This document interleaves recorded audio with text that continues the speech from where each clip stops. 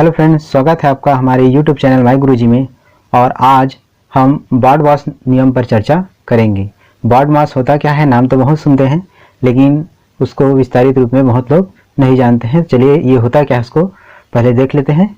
तो बॉड मास, ये जो एक एक लेटर जो दिख रहा है उनका अलग अलग मतलब होता है। बॉड मास में पहला लेटर है बी, जिसका अर्थ होता है ब्रैकेट, हिंदी में बोला जाता है कोष्ठक। और शॉर्ट फॉर्म में अगर हिंदी में बोला चाहे तो को, कोष्ठक का को लिया गया। ओ ऑफ का, इसी प्रकार से डी डिवीजन, एम मल्टीप्लिकेशन, ए एडिशन, एस सब्ट्रैक्शन। तो कोष्ठक का भाग गुणा योग घटाना या को का भाग गु योग। आपने बहुत सारे प्रश्न देखे होंगे जिसमें कोष्ठक भी होते हैं, का भी लिखा हो, भाग गुणा जोड़ना घटाना सारे चिन्ह एक साथ हो, तो आप उलझन में फंस जाते हैं किसको क्या करना है और आपका उत्तर गलत आ जाता है। तो इस नियम को जानने के बाद आपके उत्तर के गलत आने के चांसेस बहुत ही कम हो जाएंगे या नहीं के बराबर हो जाएंगे। तो चलिए हम देखते हैं कि बॉड मास नियम का प्रयोग कैसे करते हैं। इसके लिए मैंने सर्वप्रथम ये कोष्ठक का जो प्रयोग है उससे संबंधित एक उदाहरण लिया है और उसके बाद में हम बॉड मास नियम का कैसे पालन करेंगे उसको समझेंगे। तो पहला उदाहरण लेते हैं। इस उदाहरण में लिखा है सरल कीजिए और यहाँ लिखा है 2 ऋण बड़ा प्रकार का कोष्ठक है, फिर 2 ऋण सर्पाकार कोष्ठक बोलते हैं इसको, 2 ऋण छोटा कोष्ठक, फिर 2 ऋण और 2 ऋण 2, इसके ऊपर में एक और कोष्ठक है रेखा कोष्ठक, और फिर सभी कोष्ठक बंद करते हुए लिखे गए। इस प्रश्न को लेने का मेरा मकसद है कि आपको सभी तरह के कोष्ठक से आप परिचित हो जाएं। तो देखिए 4 तरह के यहाँ कोष्ठक दिखाए गए हैं। इसको बोलते हैं रेखा कोष्ठक, छोटा कोष्ठक, सर्पाकार या मंझला कोष्ठक और ये बड़ा कोष्ठक। तो इसको हल कैसे करेंगे, तो हम शुरुआत छोटे से, सबसे पहले रेखा कोष्ठक से, फिर छोटा, फिर सर्पाकार और उसके बाद में बड़ा कोष्ठक को धीरे धीरे करके हटाते जाते हैं और सरल करना बहुत ही आसान हो जाता है। यहाँ पर इक्वल टू लिख देते हैं 2 माइनस, अभी बड़ा कोष्ठक का काम नहीं है तो 2 माइनस 2 माइनस ये सर्पाकार कोष्ठक वैसा ही रहेगा, माइनस फिर छोटा कोष्ठक वैसे ही रहने देते हैं, माइनस यहाँ पर लिखा है 2 माइनस 2, इस चिन्ह को ध्यान नहीं देना है। 2 माइनस 2 ये रेखा कोष्ठक सबसे पहले हल होता है, तो 2 माइनस 2 इक्वल टू होता है 0, ब्रैकेट बंद, सर्पाकार ब्रैकेट बंद होगा, फिर बड़ा ब्रैकेट बंद होगा। अब उसके बाद हमारा अगला काम होगा छोटा कोष्ठक हटाना। तो अगला होगा 2 माइनस 2 माइनस सर्पाकार कोष्ठक, फिर 2, तो 2 माइनस 0, 2 में से 0 जाएगा तो क्या बचेगा 2 ही रहेगा। ये सर्पाकार कोष्ठक बंद कर दिया, फिर बड़ा कोष्ठक। अब इसके बाद में अगला स्टेप होगा हमारा 2 माइनस इसमें 2 में से 2 कम होगा तो आएगा 0, एक कोष्ठक और कम हो गया, फिर 2 माइनस 0 मतलब 2 ही रहेगा। अब 2 माइनस 2 इक्वल टू 0। तो इस पूरे सरलीकरण में मान क्या है 0। ये आप स्टेप बाय स्टेप इसको अच्छे से समझ लेंगे। इस उदाहरण में देखिए मैंने क्या लिखा है, प्रश्न 5 सही 1/2 का, फिर छोटा कोष्ठक में 2/3 ऋण 3/5 धन 1/2 को भाग करना है 5/11 से।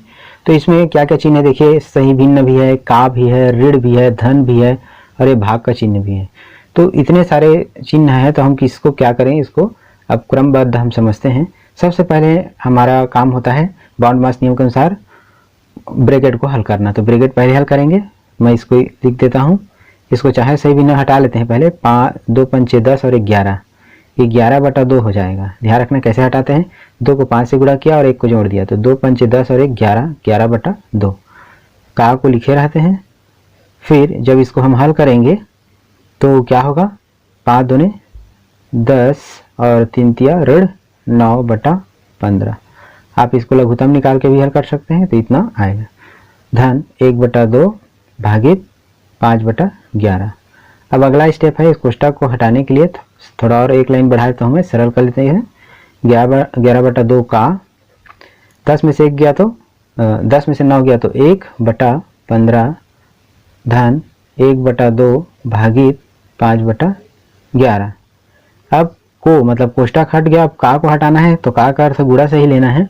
तो 11 एकम 11 बटा 2 और 15 का गुणा हो जाएगा 30 धन का हट गया 1/2 भागित 5/11।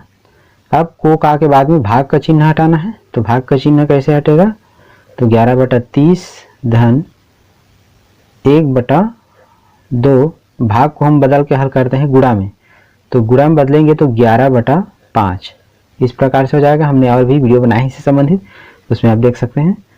भाग को गुणा में बदलते हैं तो हर को अंश में अंश को हर में लिख करके इस प्रकार से लिख देते हैं 11/30 धन 11 एकम 11 बटा 2 पंचे 10 अंश का अंश से हर का हर से बराबर।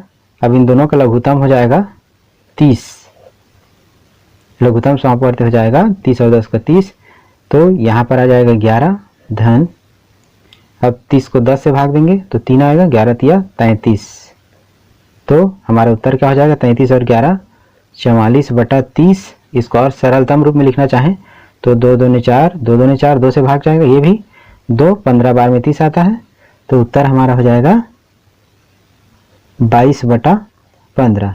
ये हो गया इसका सरलीकरण। एक और उदाहरण पर चर्चा करते हैं। उदाहरण में लिखा है 48 भागित 12 गुणा 9/8 का 4/3 भागित 3/4 का 2/3। अब इसको हमको हल करना है, तो इसके लिए बराबर सबसे पहले कोष्टक के अंदर की राशि को हम देखेंगे, हल करेंगे।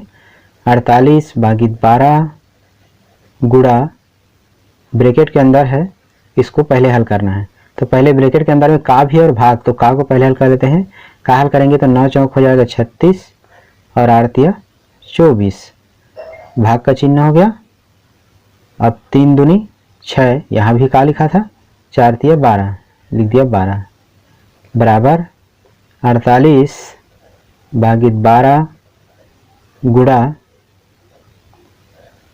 अब ये भाग है उसको गुणा में बदल लेते हैं 36/24, गुणा में बदलेंगे तो 12/6, 12 कम 12, 12 दूनी 24, 6 कम 6, 6 छक्का 36, 2 कम 2, 2 तिया 6, तो बराबर हम लिखेंगे 48 भागित 12 गुणित सरलतम रूप में क्या है, यहाँ पर सिर्फ 3 बचा है, 3 एकम 3/1, तो 3/1 मतलब 3। अब यहाँ भाग और गुणा दोनों चिन्ह है, पहले भाग दे देते हैं 48 भागित 12, तो 48 को 12 से भाग देंगे तो 12 चौक 48 गुणा 3, ये भाग फला है इनका 4 और गुणा 3 तो 4 तिया हो जाएगा 12। तो इन तीनों उदाहरणों से आप अच्छे से समझ गएंगे। अभी जो 3 उदाहरण हमने बताया उनसे आपको बॉडमास नियम अच्छे से स्पष्ट हो गया होगा, ऐसा हम समझते हैं। और मिलते हैं दोस्तों हमारे नेक्स्ट वीडियो में, तब तक हमारे चैनल को सब्सक्राइब कर लीजिए और बेल आइकन को प्रेस कर दीजिए। थैंक यू दोस्तों।